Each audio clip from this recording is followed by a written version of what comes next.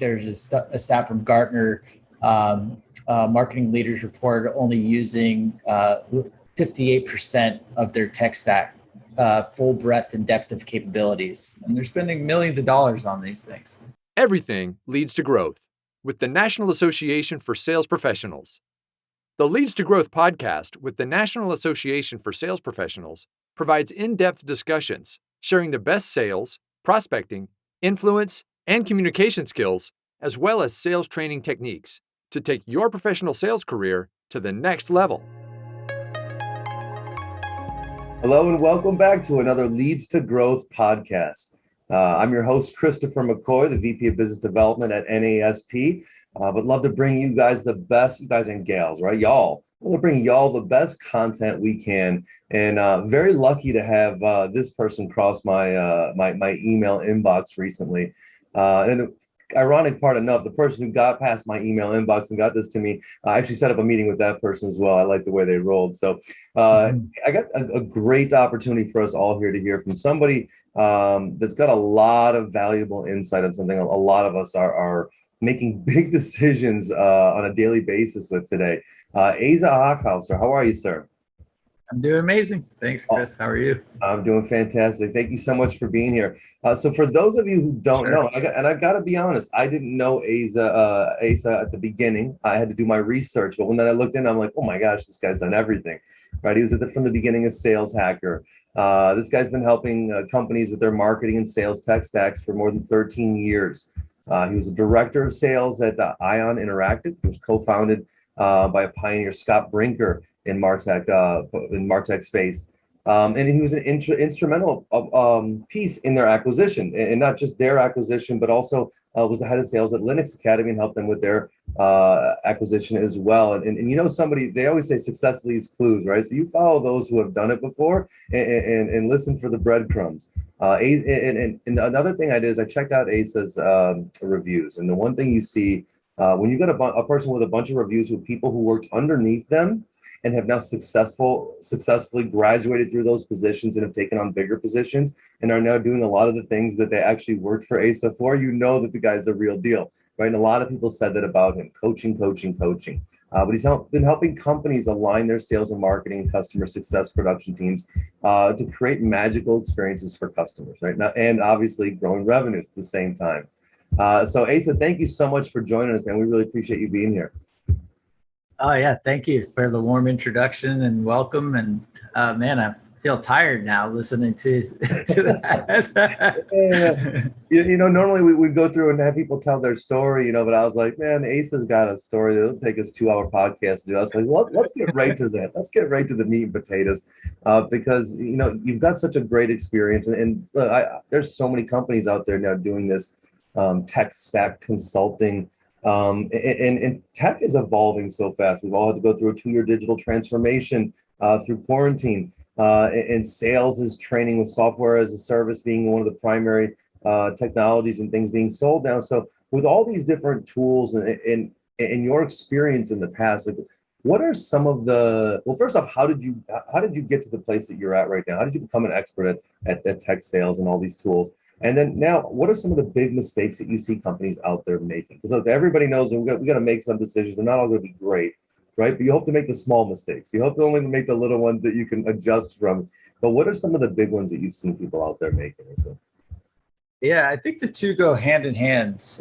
Both my experience that has gotten me to where I'm at, you know, is, you know, in a lot of ways, is driven by the challenges that MarTech leaders face. So I was started off in marketing technology, like you said, about 13 years ago when I was at Ion Interactive, and started off as an SDR and kind of then worked my way, you know, up the ranks. And one thing that I kept recognizing and really wanted to focus on was you know, providing a good buying experience for my customers, whether it was prospecting or, you know, closing deals, or then eventually like leading a team and helping my team, you know, close deals. And what that came back to time and time again is like leading with insights and education, right? And helping customers, make the right decisions, at the right time. And through doing that, I started to recognize very quickly that buyers were pretty clueless when it came to buying technology. I'd say a lot of the SaaS businesses out there, historically are, pretty good, at branding and marketing and tapping into like buyers' pain points and understanding their buyer, at a high level. The marketing team does a pretty good job at that, I find, at these companies, at these technology companies. And as a result, they're funneling tons of leads into their pipeline. And buyers are just getting sold straight up. They have the shiny object in front of them. There's a end state that looks pretty amazing. But they failed. I just kept finding time and time again, they weren't putting in the work to actually get to that end state. And what that work is, it wasn't buying the technology. It was doing all the things to ensure that technology would be successful. So very quickly, you could tell, I think, in a buying process, and I recognized this when I was selling, and just now, even now at McCoy.io, we're consulting, with the fastest growing companies in the world, on their tech stack. The legwork to make the tech successful for their individual business, for their specific business, just isn't being done. And I think that's the biggest mistake. And, you can boil it down to a couple of things as to like what needs to happen before they actually get the value of the tech stack. That, I think is pretty consistent no matter what you're buying. So we could dig into that, but yeah, I think it's just like the legwork, the preparation that you need to put in before actually buying something is just often not given enough thought, and that results in failed implementations, or just half-hearted, half-baked, kind of not getting the value. I think there's a stat from Gartner. Marketing leaders report only using 58% of their tech stack, full breadth and depth of capabilities, and they're spending millions of dollars on these things. Yeah, it's such an interesting piece too, because of the overlap of all the different pieces, that you can make an early decision on something, and it can really pigeonhole you in what other decisions you can make, like choosing a CRM, like what that integrates with all the different pieces with your your data, like the integration pieces. Like there's a lot of pieces that you can make a decision on, and it can you can think it covers XYZ, but you're unaware. And it also now eliminates, I can't now do this because there's no integration, because there's not a proper link, or it doesn't feed properly well. So even making an uneducated decision in the beginning, like you can really screw yourself up in the end. And you also said utilization, right? That's the biggest thing, is utilization. And I'm finding that it's kind of funny too, because a lot of these software for sales companies are finding their way in from the bottom up. And so you're getting people to try and dabble, and then it's slow integration. So having a proper plan for this has got to be, those who go at this proactive as opposed to reactive, it's got to be a pretty obvious difference of those who are finding success and not, correct? Correct, exactly. You can tell very quickly when you get on a phone just selling MarTech for so long, and who an educated or who a good buyer is versus a bad buyer, and you got to be able to recognize that. And, if they're good at they kind of clearing their path, and that's amazing. And they know what they need to be asking and the things they need to check off, from a checkbox perspective. But then there's the ones that aren't asking those questions and are thinking about things in certain ways. And I believe that that's a salesperson's responsibility in a lot of ways, to make sure that they're pumping the brakes and asking those questions to make sure that the buyer's going to be successful in the long term, and their customer success team is going to be successful too. Your customer, as a salesperson, I truly believe that customer success is somewhat your customer just as much as the customer is your customer. Absolutely. And if y'all don't know, I mean, McCoy.io, they're working with, I mean, Sales Hacker, Eventbrite, Clutch, Crazy. I mean, like big companies out there, Fork and Knife, so everybody needs an outside perspective. I think is one of the other inside things is the value of getting, because look, we all know how communication travels through companies and how it's influenced and the different biases that are affected by pay grades and options and all these different things. And also, CFO and CSO, they often see things completely differently on what's valuable or not. So to get an outside perspective, you see these big companies doing it. How often do you see a company really make all the right decisions without seeking some outside perspective on these decisions? Uh, so I think that there's a lot of companies that might know they need help but don't reach out, and because they're investing a lot internally, on hiring great people, which I've been a part of many companies that thought in that way, especially in the SaaS world. People are smart as hell, like almost too smart for their own good, and so they want to just kind of figure it out. But there's just so much there, to have to figure out how a technology works, how everything's going to integrate together. You might even know like what needs to happen, but finding the time to actually dig in and go get that done, it can be, and do your other stuff that you have to do within a job. Like when you think about the people that are usually setting these things up, marketing ops, right? They got a lot going on, right? And so, some companies that have the resources to build out teams, I still find, and kind of manage this all internally, are still needing an additional hand, just because it's that much work to really get it right.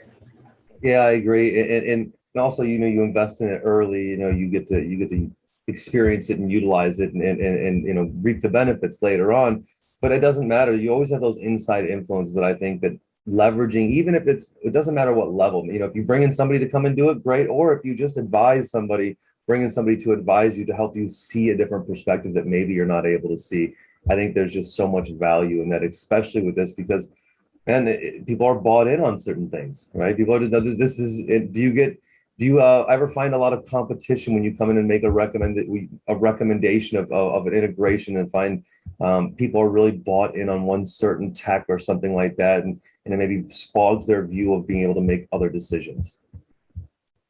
Yeah, I've seen that for sure. Yeah. For sure. I've seen a lot of people get hired, and say, this is what I got to make it work. I'm not trying to rock the boat. And so then, you got to kind of do that. Like, how do I get the most value out of what I have? And, even though I don't know it that well, or it's not my favorite tool, right? So that's definitely a scenario. I've also seen the flip side where people won't accept an offer unless they can get their favorite tool installed, from day one. And that's built into their job description. Sure. Is something that you see as well. I guess it depends on the company. Here at McCoy, we had a kind of sales engagement platform installed, and based on my goals, that I thought we were going to need, in the first year, the CEO was nice enough to still let me go out and buy a couple licenses at a competitive one, because I knew it. And felt it would be more better for us. But it was interesting. Like after a year, I learned more about the business. It was really my first time working on the services side of business, and recognized that the platform he had chosen originally was just fine. So he won that one, and we ended up just consolidating into one. Nice, man. And listen, that is a beautiful quality, right? Not seeking to be right, but to find the best solution. And I think that's another piece too. You're going to get so much expertise from your salesperson, but they always want to sell you their product, and so going to somebody who can manage all those pieces. So as far as sales tech specifically, right? So we've got a lot of different, we've got the marketing tech, the sales tech. So what area are you focused specifically on, the sales area, the sales technology? being in sales and leading sales teams, I'm super close to the space, right? Because I want to Sure. find stuff to enable our team. From what I'm doing in my day to day with our customers, is rooted more in product marketing tech and Okay. product analytics. So, but what I found more and more, and why I love this conversation, is that with the proliferation of revenue operations, and a term that we talk a lot about, revenue infrastructure, that is tied into the sales team. Like everyone, like if you boil it down to something that every company wants, they want to enable their sales team to close more business, right?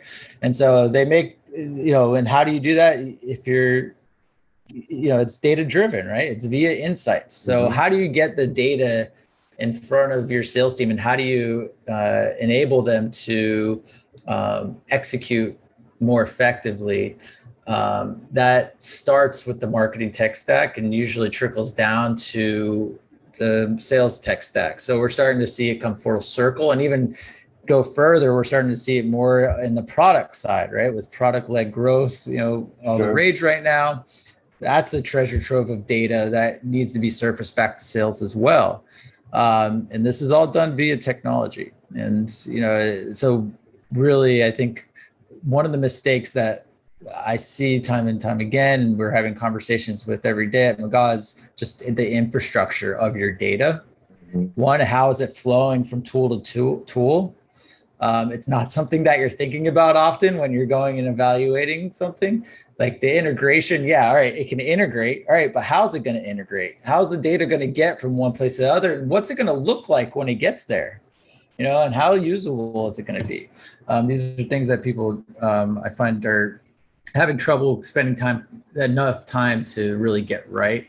And if you don't, then that's going to just it's going to hinder your team more than help it when we put these tech stacks in place.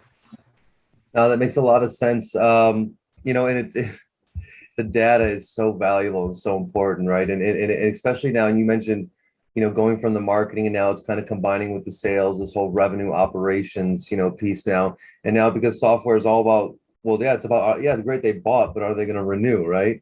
Are they going to buy again next year? Are we going to be able to upserve them into some more services?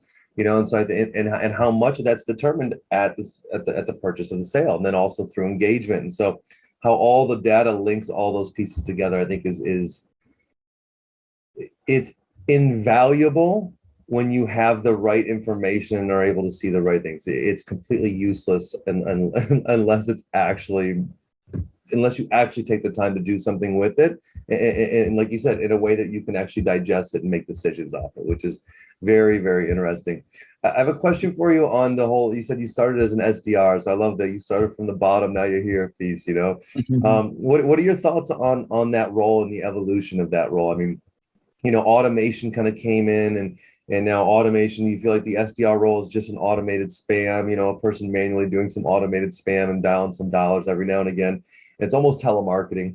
You're hearing a lot of people with the proponent of moving, that's the marketer's role, that, that should be more done through marketing and that side of things. But what are you seeing as far as where we're going, and far what people who are creating from new, are they really doubling down on the SDR role? Or are you starting to see that, change a little bit? It's definitely changing. It's definitely a lively conversation for sure. I don't see. So I always think about it from the buyer's perspective, right? And I believe that's the way we need to be thinking about it, is like, what does the buyer need in order to, facilitate to help accelerate their process and help with their process. And the SDR has the opportunity to be a tremendous asset to that entire flow.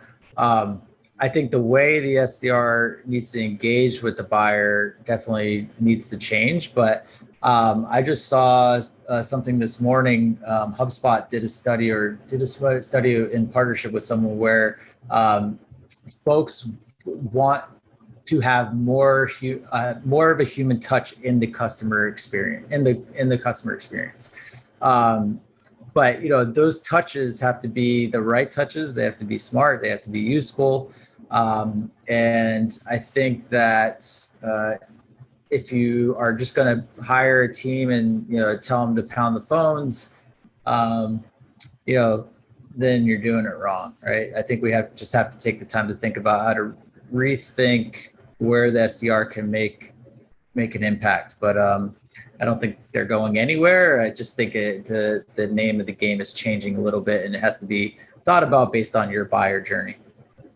Yeah, absolutely. And are you seeing more, more people going with a customer who manages that account from sale on through the process that maintains the client, as opposed to that handoff to account exec or account manager and process, so on and so forth? And just maintaining the rapport, that piece. I think that the customer assembly line, I think, is one way somebody referred it to me as, just to keep the continuous handoff. And I've been hearing more and more people have been holding on to that customer throughout the process and even to renewal.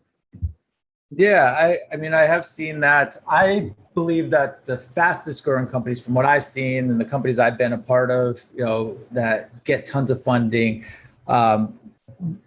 focus on specialization though. Yep. Like if you have the resources, like to specialize, throughout the journey, then I believe that that's really the way to go.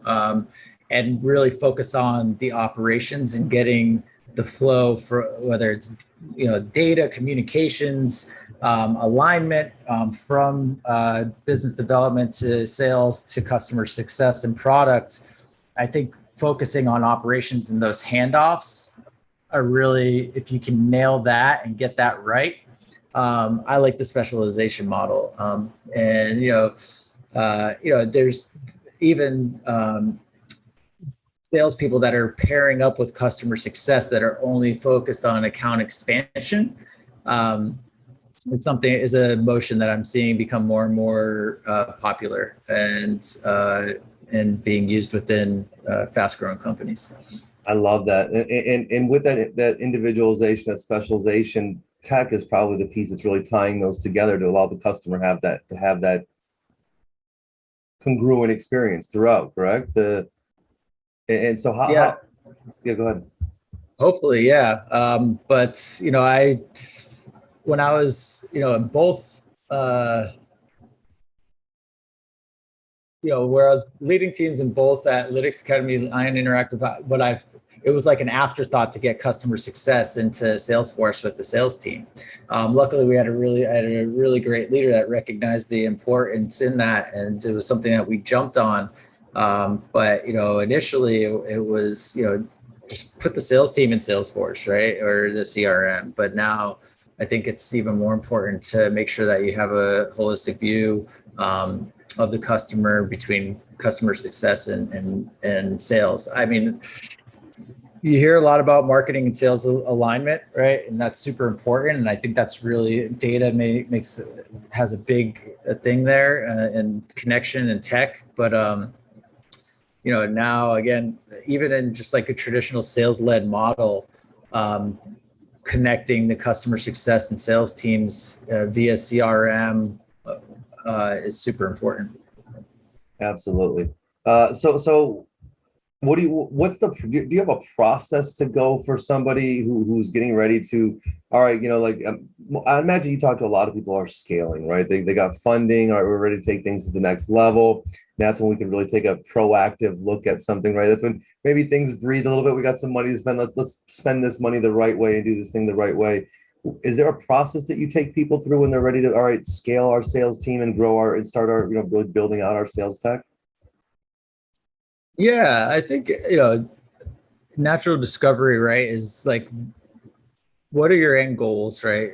Starting there, like, what are you actually looking to achieve, and making sure that anything that we are going to focus on is going to map back to those. So that's first and foremost. Then what I find is that, I'm a big fan of sales playbooks and just playbooks in general, and defining things and bringing in operations early. So a sales ops professional, if you can't get a sales ops because you're too early stage, then leverage someone on the marketing team or someone that you already have internally, but get some time dedicated to operations on the sales side so you can help with that. I'll often ask questions like, all right, so you want to optimize your conversion stages from, one stage to the next. And so what's the definition of MQL or SQL, or, what is a qualified lead? And, it's very abstract, right? A lot of times companies haven't put a lot of thought behind that. So, I think making sure that you do have a really good playbook defined is something that is not, that you have to make sure you have. And then I'm kind of going up, back up the ladder here. If you think about building a playbook, how do you build a playbook? How do you build a funnel, that makes sense? If you can even call it a funnel, because people are just coming, you don't even know these days half the time, but understanding the buyer and mapping it back to that. So like the first thing that I always do when I onboard someone, or even if I come into an organization myself, is like deeply understand the buyer, more so than the product, that I'm going to be selling, or the service I'm going to be selling, is like really understand the buyer. So you can almost know their day job better than they do. Like get out there, sit on customer success calls, get out there and talk to them, read what they're reading, that type of thing. And that's like this whole concept is like, make sure you're educated so you can build the right playbook, and then look at sales tech to go and execute that playbook. And I think that's a lot different than saying, all right, let's go buy a CRM, or let's go buy a sales engagement platform so we can make more calls. Absolutely. It's so funny. It's a full loop. It's reactionary to proactive. It's one is, oh, I need to get this done. I need to do this, or I need to take this action. And your way is outcome focused, right? It's all right. What are we looking to accomplish with this? Let's start from the very beginning. And we always teach that, NASP, your OPA, right? What is your outcome first? All right. Why are we going to come? What is our purpose? And then look at taking actions. And when you look at your actions, okay, great. What tech can we do to do this better? And that's a great start. A playbook where's the playbook is also a beautiful thing. I think I hear people say, oh yeah, I know that, but yeah, it, but you haven't done it. Like there's a big difference in knowing something and doing something. And a lot of times that's why you bring somebody in from the outside to hold your hand, to make you do things that you really already know but you haven't done yet. And so I love that start of taking those steps. All right, so I've taken the steps, I've got a playbook, and now, do I start with my marketing tech? Do I start with my sales tech? Does it matter? That's because it's kind of I would say that you have to think, you just definitely, I've always thought about it in my regard, like, what do I got to do to support my sales work, right? I have my function, but again, everything needs to be connected and thought about it in the same way, and mapping back to the goals, right?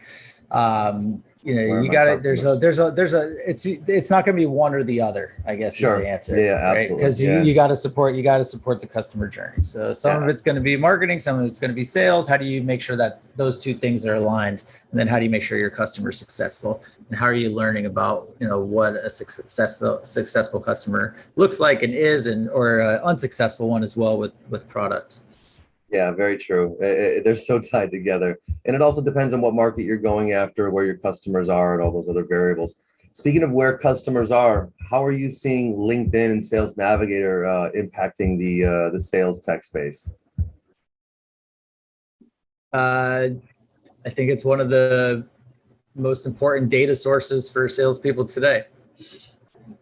It's critical. It's one of those things that I think everyone's kind of plugging in, as soon as they think about sales, data and how they can engage their buyer. It's just like, I have it. I have a license. I think I'm definitely in there. I think the account mapping piece that they're starting to build out in there, like they have the tiers now where you can actually tier out your accounts in LinkedIn Sales Navigator. It's been something I've been seeing pretty useful as you're looking to build out an account and engage at different levels. It's right there. It's handy. So I think they're, they have the best data, right? Because people keep their profiles up to date for the most part. and they have a tremendous opportunity to become an actual like sales motion tool, from account planning and messaging. Their inbox is horrible. They need It's to improve really their bad. inbox. It's so bad. Yeah. So I mean, I think there's tremendous opportunity there, for sure. But Yeah, they it seem looks very like clunky and a lot of room for growth yeah, because they're experimenting everybody's with a lot there. of. Yep. Yeah, but so important. I love it. Yeah. Have you been so we've partaken a little the few of the automation pieces of reaching out and pulling data. Like it is really amazing what is just free and out there. And then how many companies have just like created data sources out of just selling you the information that they're pulling right off of LinkedIn. Um, it's also very interesting the difference of how a lot of the SDRs are leveraging these automation and these tools, right? You get the spam roll, right, with everybody. Whereas, I had a conversation recently, and it's very interesting how unique that could be. When I get a short value add message from somebody, don't mind it at all. Appreciate it even. When I get a long message of with an ask at the end, and I've never talked to you before, it is as simple as of marketing should be value add and messaging, and the other and SDRs are asking and trying to set an appointment, and it just seems like a very simple shift of priority, right? Like that whole role of outreach to customer is really it's just being handled inappropriately right now. And I think it was just because of an overrun of like, oh, so much technology, there's automation, there's this, we can do anything we want to. And I think people just didn't know how to use it and they've just abused it all. And it seems like once that happened, now everybody kind of keeps moving on. Like even trends and words change so fast. Like I was working with the Try Lavender guys or Lavenders, Will and Will CEO. That technology is amazing. They've got a cold email coach which can get you 10 to 20 or 30% higher conversion rates or reply rates on your emails. And it's just a little plug-in app that pops up there and tells you what to do. But the idea that the biggest thing that they said is that people are trying to get a deal or a meeting out of the first email as opposed to a reply. So how often do you see people have the right technology but just aren't using it properly? All the time. I think especially email platforms and I think the pressure from the management to do more and more activity and get results, I think, is what drives a lot of that. So that just needs to change from a management perspective. Like we need to figure out better ways to manage our people and motivate our people and get results. And I think there's a promise to do a lot of automation, with these tools. But again, it goes back to how you wire it up, how you get the data to. Because you've got to have good data and you have to have dynamic fields often are driving a lot of this automation if it's going to be like personalization at scale. And again, it sounds good. Everyone knows you can do it, but no one's doing it because it's freaking hard and it takes a lot of time to do it. And you have to really think through it and you have to go create a field here. You got to go create a field there. You got to, create a dynamic variable in the content here. You have to create a value prop for every single persona that you have. You have to, if you're selling multiple products, you have to think about that. It's a freaking ton, so I think that's why is like people are just saying screw it and let's just load up a list and hit send on 150 people and it starts automating and they get one or two opportunities maybe out of it and they're all right, well, keep doing that, I guess. Having a little success in this automation mass world is probably the worst thing that could happen to somebody, because for every little bit of success you have, you're ruining 20, 30, 40 other conversations that will never even take a call or email from you again because they've already been burned by you and it's just not aligned. And I think it is such an interesting play that the technology is just out there so much, but it can really bite you in the butt sometimes. Do you see that culture plays a big piece in implementing a new tech stack? Yeah, I think everyone has their own playbook, right? So when you say culture, Thinking what do you organizational mean? What do culture. you? I'm saying Yeah. so you can go into a competitive environment if you go into a group that's just very tied into the vision or mission, or you go into some other groups that are you know more mission and purpose oriented. Do you find that the culture of an organization impacts how they implement new technology? I think it does for sure. I mean, there's I was listening to a webinar last week where they were like, why are these spray and pray, high volume tactics still around? And one perspective was that it's investor driven, right? So these high growth investors come in, they dump crazy money into these companies and they want to see results. And the only way they know how to do that is by, doing what they did in the past, right? Yeah, yeah. And so, I think, from a culture perspective, that's a good way, something that I think is very real is hire 50, hire 50 more salespeople. It's just like, it's a numbers game. Absolutely. Um, instead of like experimentation and figuring out really what works, in a smaller scale. That's why I loved, the dude Sam Nelson. I don't know him personally, but I followed him on LinkedIn for a while. He's the head of sales development over at Outreach. He came out with that process. I think they call it the Goji, where they like have a small team that just experiments on things. Yes. And then they figure out what works and rolls it out. I think that's pretty smart, like to figure out how to like experiment on ways to have better quality, better results than just dumping more fuel on the fire from an activity or headcount perspective. Absolutely, and real proactive. It's reactive, right? Someone demands money came. If we want to keep this money, keep these people happy, we're now abide by them. We got to do something to make them happy right now, as opposed to going proactive. We had Mark Allen Robert on here, and he does a lot of work with customer voice. And we were talking about the importance of every year of reaching out to your customers, those who bought from you, those who didn't, those who renewed, those who didn't, and surveying them, asking them, well, what was good about the process, what was bad about the process, why do you work with us now, why don't you work with us now? All those questions to get insights from your customers and from your target customers that you may not have, because you're only getting feedback from your sales and your marketing team, all trying to justify their jobs, or your CFO or whatever else. But to hire somebody outside to get a third party perspective from your audience. I think this is so valuable because, as you said, what's the first thing you're gonna do when you start looking at your tech stack? Look at your customers. Look at your customers and how can you serve them better, and how can you help find more prospects and serve them the information and value better. And I think starting from that perspective is a huge piece. So how do you gather information when you're starting to work with somebody about really their customer experience?